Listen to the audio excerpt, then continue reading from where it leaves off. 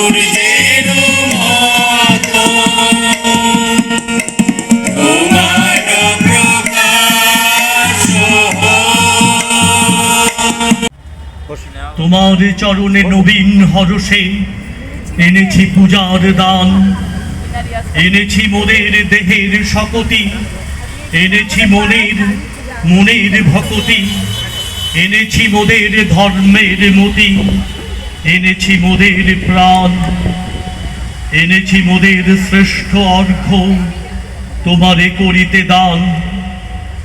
দাও আমাদের অভয় মন্ত্র, অশোক মন্ত্র তব, দাও আমাদের অমৃত মন্ত্র, দাও গো জীবন নব। রবীন্দ্রনাথের পায়ে জীবন সঁপে দিতে পারলে আমরা নিস্তার পাই। আমরা এই যে আজকে আপনাদের সামনে আসতে পেরেছি, এ হঠাৎ খুব অল্প প্রস্তুতিতে।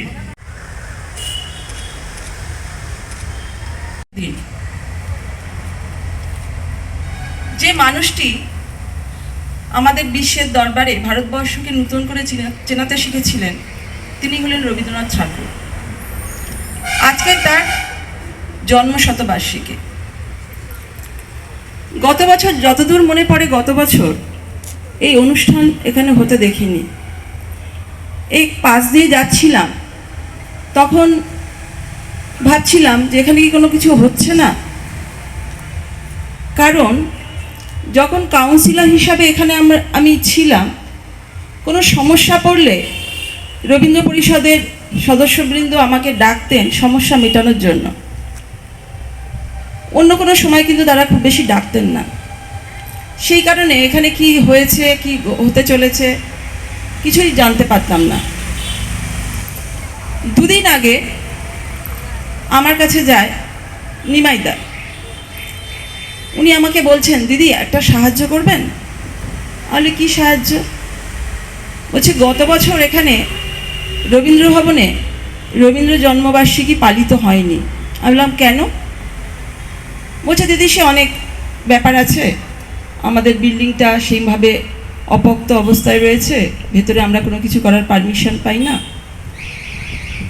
সেটা প্রশাসনিক বিষয়। তা উনি বললেন যে আমাদেরকে একটু সাহায্য করা যাবে, বা আপনি কি কিছু করতে পারবেন যাতে আমরা অনুষ্ঠানটা অন্তত ছোট্ট আকারে কিছু করতে পারি। আমি বললাম আমি তো ওখানকার কেউ নই, আমার ওয়ার্ডে এটা রয়েছে। ঠিক আছে, চলুন আমরা সবাই মিলে এসডিও সাহেবের কাছে যাই।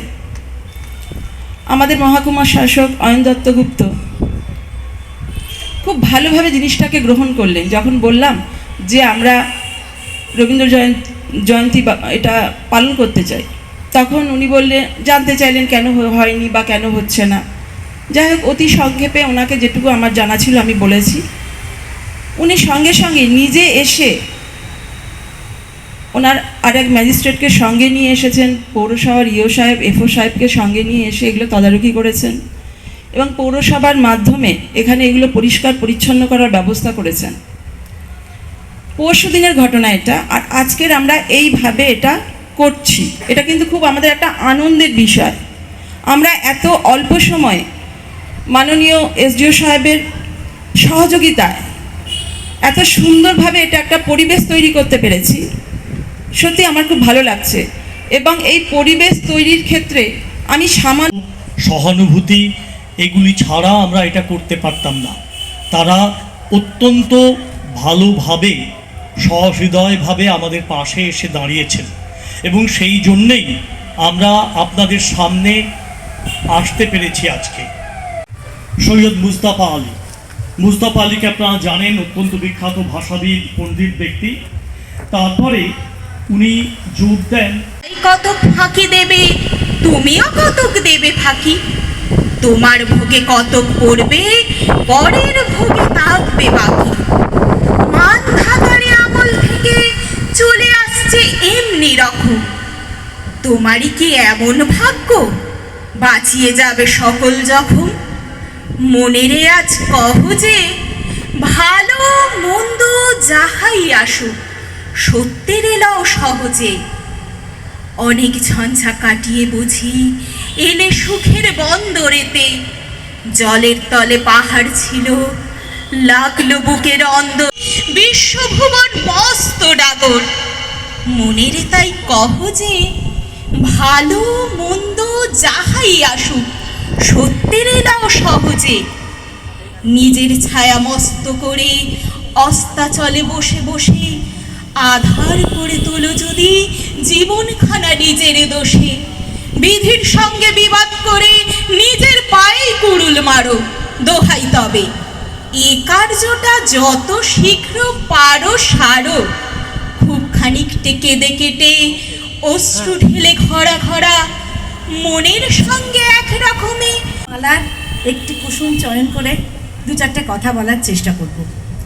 একটু আগে কথা হচ্ছিল বহুমুখী প্রতিভা শব্দটি নিয়ে। হ্যাঁ, বহু ব্যবহারে এই বিশেষণটি হয়তো ক্লিশে হয়ে গেছে, কিন্তু রবীন্দ্রনাথের মতো ব্যক্তিত্বকে বর্ণনা করতে গেলে এই শব্দ প্রয়োগ বোধহয় অপরিহার্য। তার সেই বহুবিধ প্রতিভার মধ্যে আমি তার অভিনয় জগৎ মানে অভিনেতা রবীন্দ্রনাথ নিয়ে কিছু বলার চেষ্টা করব। রবীন্দ্রনাথ হয়ে ওঠার পেছনে তার পরিবার, ঠাকুর বাড়ির ভূমিকা ছিল অপরিসীম।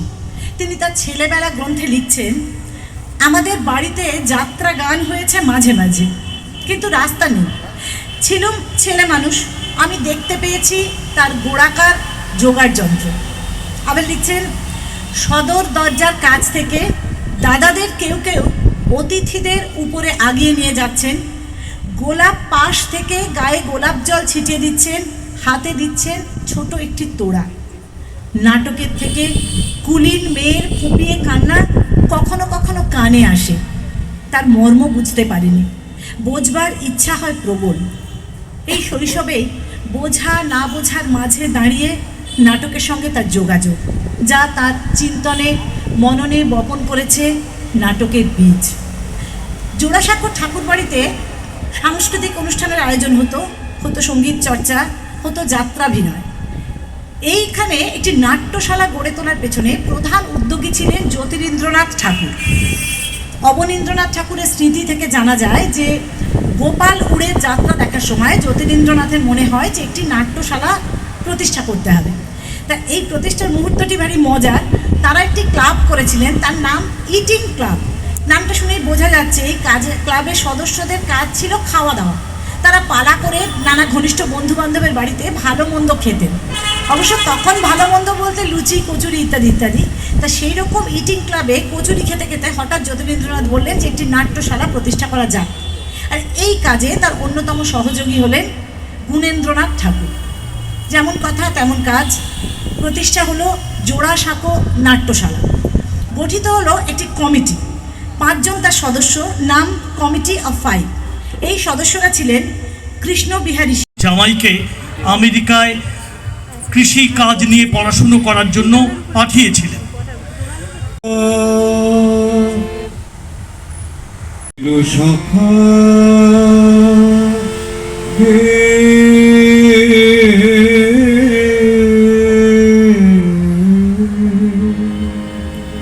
ছেড়ো না মোরে, ছেড়ো না চির সখা হে,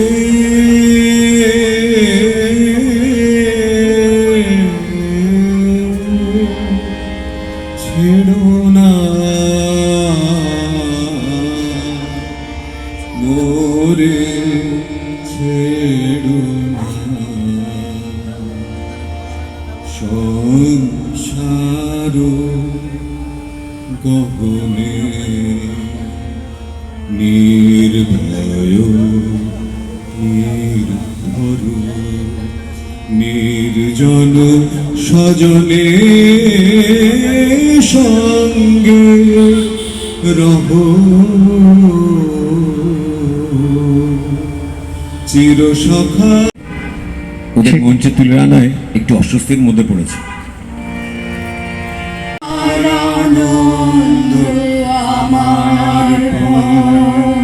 তুমি তাই এসেছো নিচে, আমায় নইলে ত্রিভুবনেশ্বর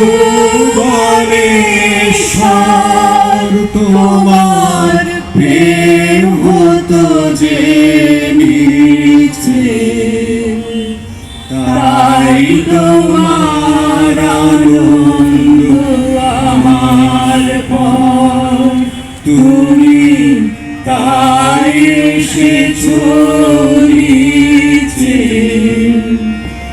আমায় নইলে ত্রিভুবনেশ্বর তোমার প্রেম হতো যে। কিন্তু আমার গান থেকে যাবে। আমরা অত্যন্ত আনন্দিত আমাদের মধ্যে এসে পৌঁছেছেন আমাদের এলাকার প্রাক্তন বিধায়ক, বিখ্যাত জননেতা, আমাদের খুব কাছের মানুষ এবং মহকুমা রবীন্দ্র পরিষদেরও সদস্য দীপক হালদার মশাই।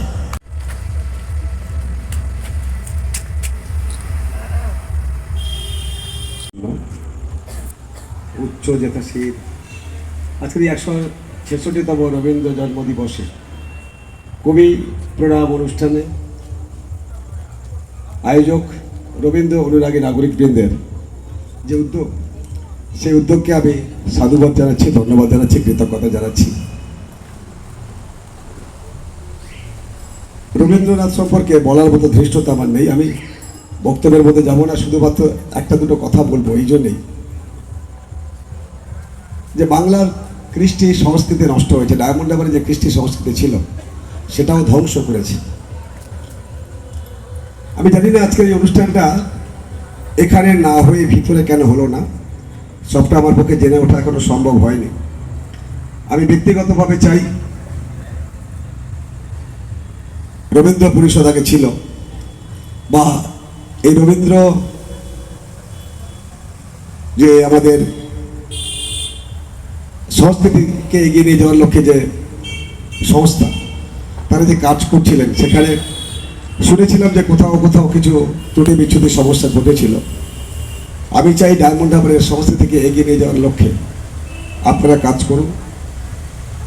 নিশ্চিত করে প্রশাসনিক স্তরে যেভাবে করা উচিত, হওয়া উচিত, বা যে বিষয়বস্তু আছে সেগুলো আমি ডায়মন্ড হারবারের একজন নাগরিক হিসাবে আপনাদের সঙ্গে থেকে যদি আমার পক্ষে কিছু সাহায্য সহযোগিতা করা সম্ভব হয়, নিশ্চিত আপনাদের সঙ্গে থাকবে। এবং আমি চাই ডায়মন্ড হারবারে এই কৃষ্টি সংস্থাকে এগিয়ে নিয়ে যাওয়ার লক্ষ্যে আপনারা কাজ করুন। আমি জানি হয়তো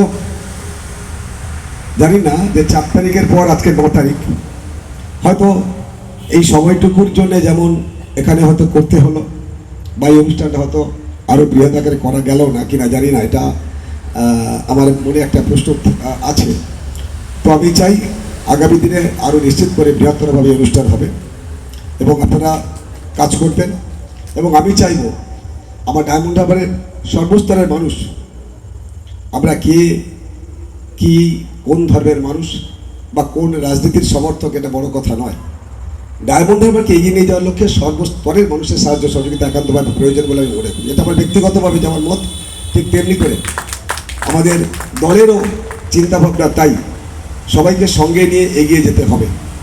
সেই কাজে আমি আপনাদের সাহায্য সহযোগিতা চাইব, আমরা আপনাদের সাহায্য সহযোগিতা চাইব এবং নিশ্চিত করে আমরা আপনাদের সঙ্গে থাকার অঙ্গীকার করে ডায়মন্ড হারবারকে এগিয়ে নিয়ে যাওয়ার লক্ষ্যে সবার আমরা সত্যি অত্যন্ত দ্রুততার সঙ্গে আমরা যেটা ভাবতে পারিনি, মাত্র 2 দিনের মধ্যে আমরা এই রবীন্দ্র প্রণাম আয়োজন করতে পেরেছি। এটা সবার সহযোগিতা না হলে পারতাম না।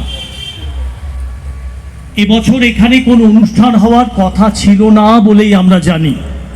মাত্র 2 দিনের চেষ্টা। একটা লাইন হলো, মরাঠির সাথে আজি হে বাঙালি এক কণ্ঠে বলো জয়তু শিবাজি। মারাঠির সাথে আজি হে বাঙালি এক সঙ্গে চলো মহোৎসবে সাজি। আজি এক সভাতলে ভারতের পশ্চিম পূরব দক্ষিণ ও বামে একত্রে করুক ভোগ একসাথে। আমি নামে তোমার একটানাটি হাতে তুমি সুর লাগিয়ে নাচো। পথে করতে খেলা আমার কখন হলো বেলা, আমার মাঠে মাঠে তোমার ঘরে নেই তালা। তাই তো তোমার নাচে আমার প্রাণ যেন ভাই বাঁচে, আমার মন যেন পায় ছুটি। ওগো তোমার নাচে যেন ঢেউয়ের দোলা আছে, ঝড়ে গাছের দুটো বুটি। অনেক দূরের দেশ আমার চোখে লাগাই রেশ, যখন তোমায় দেখি পথে। দেখতে যে পাই মন যেন নাম না জানা বন, কোন পথ হারা পর্বতে। হঠাৎ মনে লাগে যেন অনেক দিনের আগে আমি অমনি ছিলেন ছাড়া। সেদিন গেল ছেড়ে আমার পথ দিল কে কেড়ে, আমার হারালো এক তারা। কে নিল গো টেনে আমায় পাঠশালাতে এনে, আমার এলো গুরু মশাই। মন সদা যার চলে যত ঘর ছাড়াদের দলে, তারে ঘরে কেন বসে।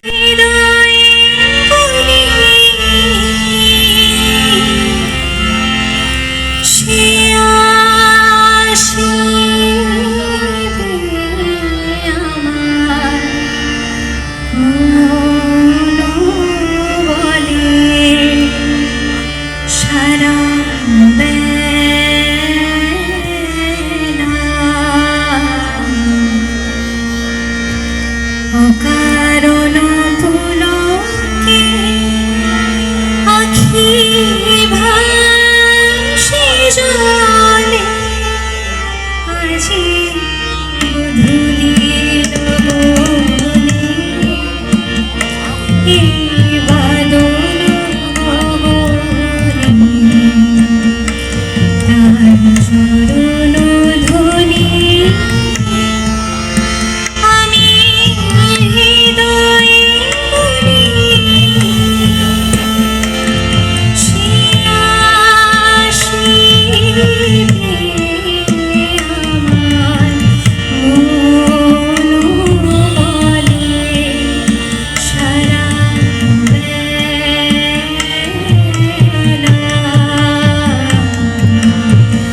অকারণ পুলকে আখি আয়োজন করেছেন সকলকে অনেক ধন্যবাদ জানাই। বিশ্বকবি রবীন্দ্রনাথ ঠাকুরের 166তম জন্মদিবসে আমার নিবেদন কবি রবীন্দ্রনাথ ঠাকুরেরই লেখা কবিতা অপমানিত। হে মোর দুর্ভাগা দেশ, যাদের করেছ অপমান, অপমানে হতে হবে তাহাদের সবার সমান। মানুষের অধিকারে বঞ্চিত করেছ যারে, সম্মুখে দাঁড়ায় রেখে তবু কোলে দাও নাই স্থান। অপমানে হতে হবে তাহাদের সবার সমান। মানুষের পরশেরে প্রতিদিন ঠেকাইয়া দূরে, ঘৃণা করিয়াছ তুমি মানুষের প্রাণের ঠাকুরে। বিধাতার রুদ্র রসে দুর্ভিক্ষের দ্বারে বসে, ভাগ করে খেতে হবে সকলের সাথে অন্নপান। অপমানে হতে হবে তাহাদের সবার সমান। তোমার আসন হতে যেথায় তাদের দিলে ঠেলে, সে ইতিহাস হারা আমি কোন গত জন্মের স্বপ্ন, বিশ্বের অপরিচিত আমি নহি রাজকন্যা চিত্রাঙ্গদা। আমি শুধু এক রাত্রে ফোটা অরণ্যের পিতৃমাতৃহীন ফুল, এক প্রভাতের শুধু পরমায়ু, তারপরে ধূলি শয্যা, তারপরে ধরণীর চির অবহেলা।